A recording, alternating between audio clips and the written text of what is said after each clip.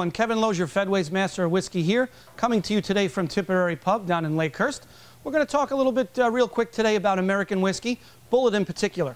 Bulleit makes 3 different items. They make their original bourbon, they make a rye, and they make a brand new item which they're about to release into the market, Bulleit 10-year.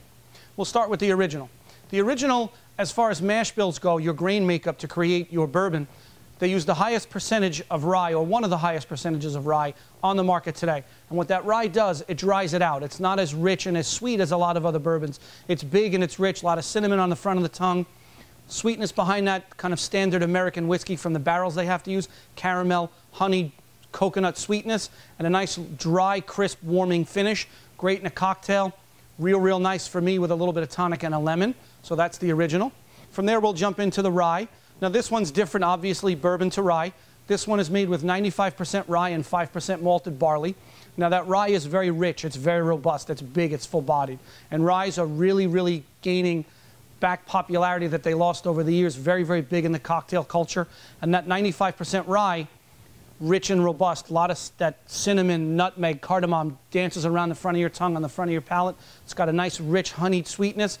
Again, a dry, crisp finish. Rye is a drier green than corn and bourbon, so it's a much drier style whiskey. Great in an old-fashioned, great in a Sazerac, wonderful in a Manhattan.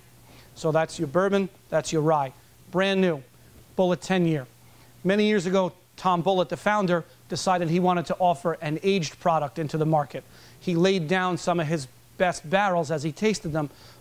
They found out after 10 years of aging that this became exactly what they wanted.